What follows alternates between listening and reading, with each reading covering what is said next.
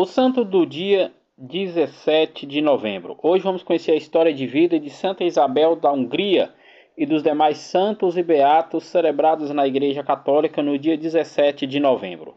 Santa Isabel da Hungria e da Turígia era filha de André II da Hungria e da rainha Gertrudes de Anjou, descendente da família dos condes Anjou.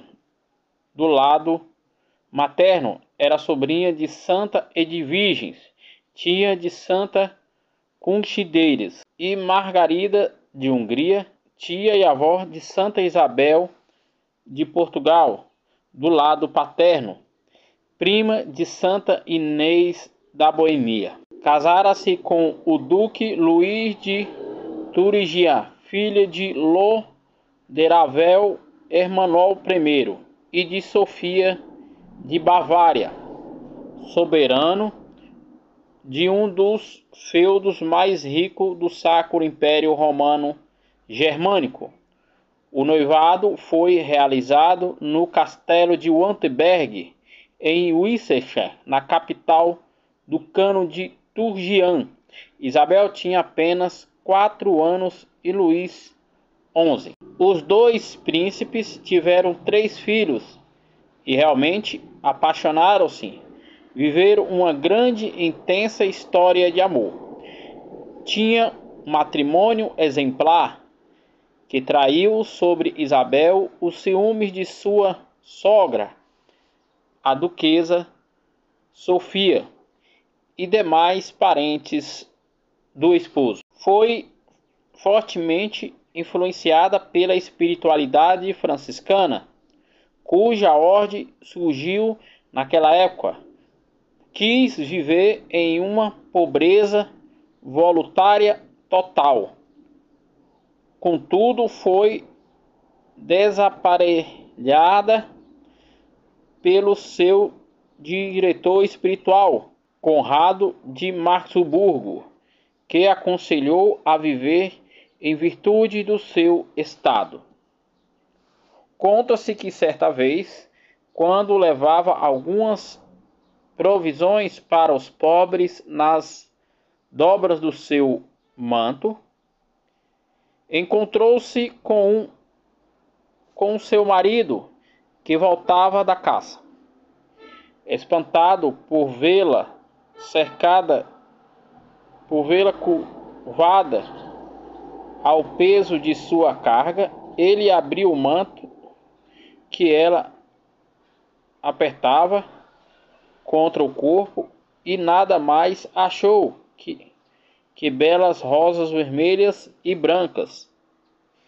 Embora não fosse na época de flores, diziam-lhe que possuísse o seu caminho, espalhou-se de rosas que guardava pelo resto da vida. Outra situação, avisado pela mãe de que a esposa havia acolhido um leproso sobre o próprio leito, Luís IV correu para lá, mas os olhos de sua alma se abriram e ele contemplou uma imagem de Cristo crucificado. Luís IV apoiava-se e aliciava-se a amada esposa em suas grandes obras de caridade.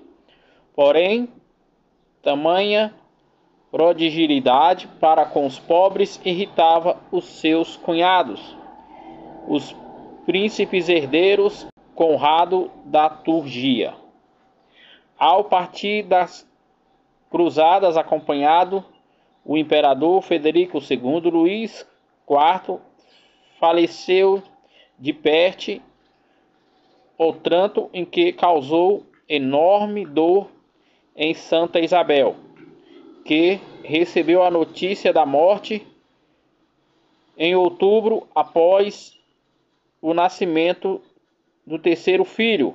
Gertrudes estava, por entanto, foi ainda acrescida dos maiores agruras quando seu cunhado, livres do temor que curtriam pelo irmão mais velho, expulsaram do castelo com seus filhos em pleno inverno, sem direito, sem mantimento e ainda proibindo o povo de agasalhá-la os seus filhos. Resgatada mais tarde por sua tia Maltide, a abadesa do convento de Cistrinese em Custizin, Isabel preferiu confiar aos seus parentes a educação dos 3 filhos, Hermano, Sofia e Gertrudes, e quis tornar-se hábito da Ordem Terceira de São Francisco, aonde as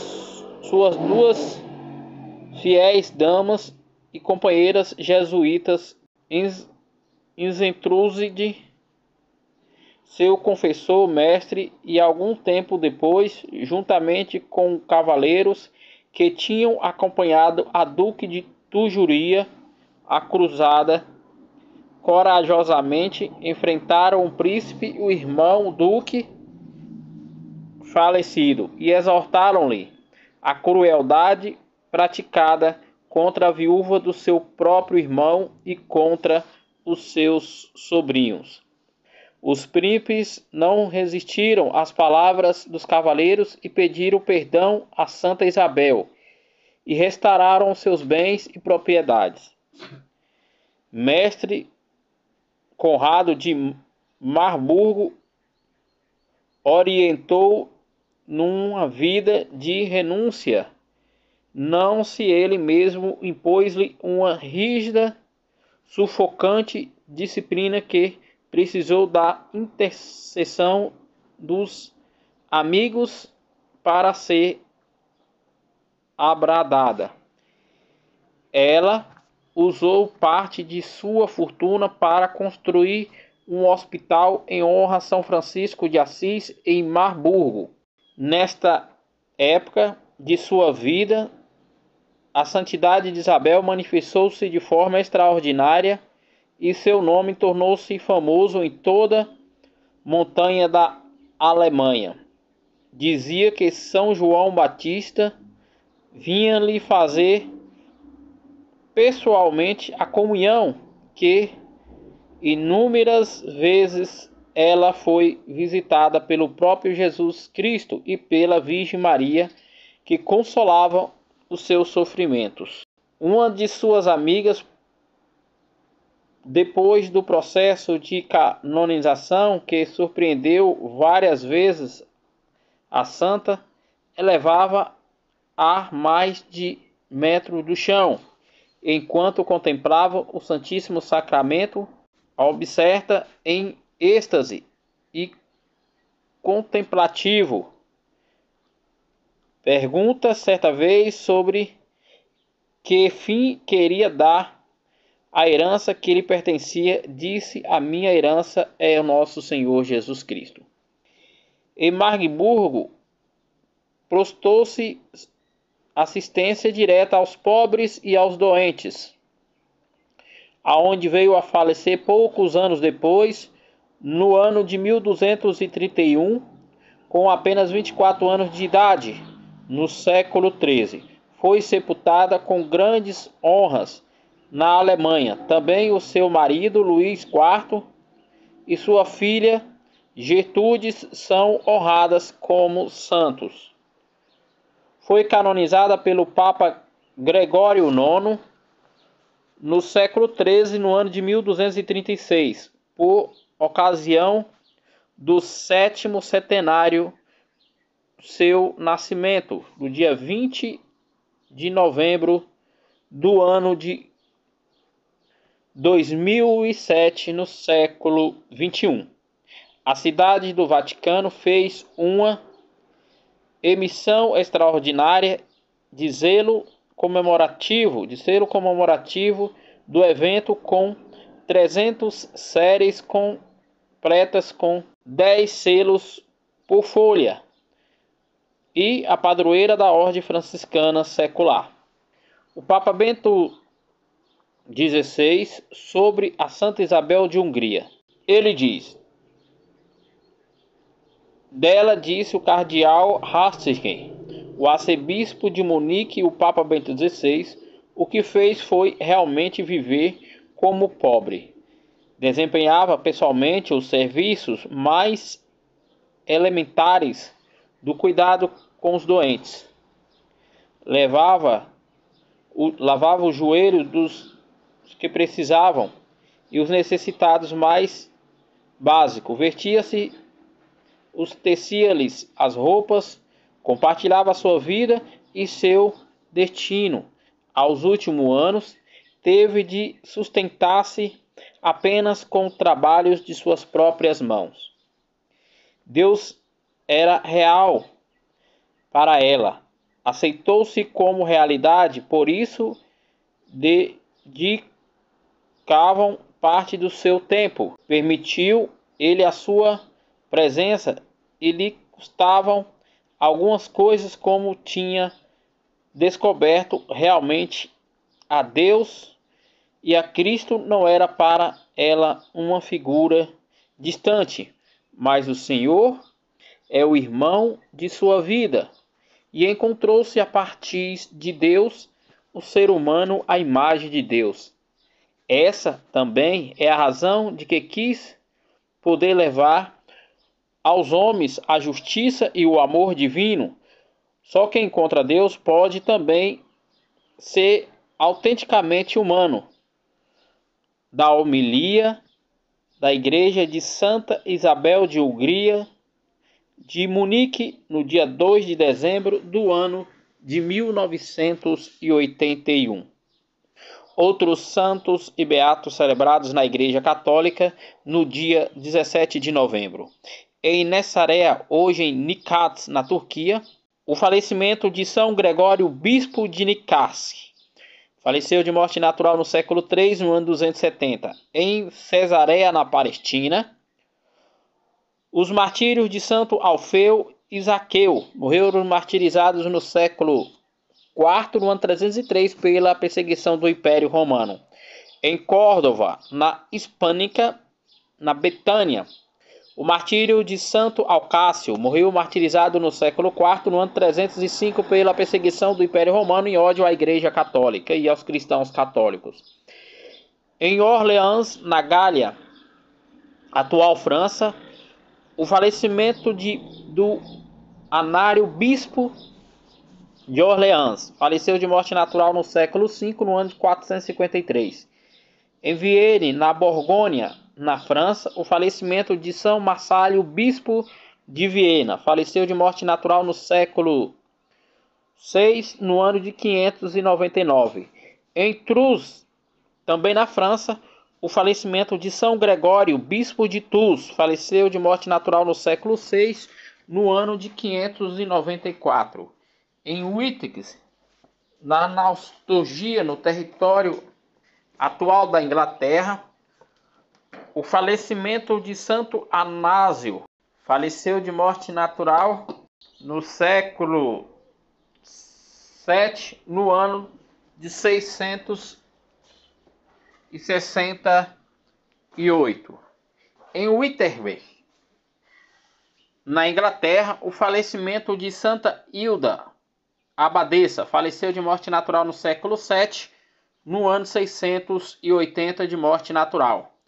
Em Romort, na Suíça, o falecimento de São Floriano Presbítero, faleceu de morte natural no século IX, no ano de 856. Em Constantinopla, hoje Istambul, capital da Turquia, o falecimento de São Lázaro Monge, faleceu de morte natural no século IX, no ano de 867. Em Navarra, na Sicília, na região da Itália, o falecimento de Santo Hugo Abade, que estabeleceu a ordem cisterciense nesta região, na Calábria. Faleceu de morte natural no século XII, no ano de 1170. Em Lincoln, na Inglaterra, o falecimento de Santo Hugo, bispo de Liechtenstein. Faleceu de morte natural no século XIII, no ano de 1200. Em Cracóvia, capital da Polônia, o falecimento da beata Salomé, rainha de Aachen, que faleceu falecido pelo esposo, o rei Calumbano, professou a regra das Clarissas e desempenhou o cargo de abadesa no mosteiro por ela fundado. Faleceu de morte natural no século XIII, no ano de 1268. Em Wittenberg, na Saxônia, o falecimento de Santa Gertrudes, virgem cuja memória é celebrada no dia anterior. Faleceu de morte natural no século XIV, no ano de 1302. Em Wandsworth, no Japão, o falecimento do beato Leão Sanshio Simenon faleceu martirizado no século XVII, no ano de 1608, pela perseguição do imperador japonês em ódio à Igreja Católica e aos cristãos católicos. Em Assunção, no Paraguai, o falecimento de São João Carfilho, presbítero da Companhia de Jesus. Morreu martirizado no século XVII, no ano de 1628, pela perseguição e ódio à Igreja Católica e aos cristãos católicos. Nagasaki, no Japão, os santos mártires João Assaniani, Tomás Rotifanans Nagiri, presbíteros da Ordem dos Pregadores e Mártires, faleceu de morte natural martirizado no século XVII, no ano de 1634, pela ordem do imperador japonês em perseguição à Igreja Católica e aos cristãos católicos. Em Largo Rostoffer, na França, o martírio do beato Lopo Stalmurgo, presbítero, que morreu martirizado no século XVIII, no ano de 1794, pela perseguição e ódio à Igreja Católica e aos cristãos católicos, promovido pela Revolução Francesa. Em Barcelona, os beatos Eusébio André, religioso da Congregação dos Irmãos das Escolas Cristãs, morreu martirizado no século XX, no ano de 1936, pela perseguição e ódio à Igreja Católica e aos cristãos católicos. Em Capaviária, na cidade do território de Kiev, na Ucrânia, o martírio do beato Assafari Kordovikis, bispo de Proviex, morreu martirizado no século XX, no ano de 1947, pela perseguição contra a Igreja Católica e os cristãos católicos, promovido pelo Exército Socialista da Rússia. Esses foram os santos e beatos celebrados na Igreja Católica no dia 17 de novembro, dia que a Igreja Católica celebra a vida e a memória de Santa Isabel da Hungria, padroeira da Ordem Franciscana Secular, e dos demais santos e beatos celebrados na Igreja Católica no dia 17 de novembro.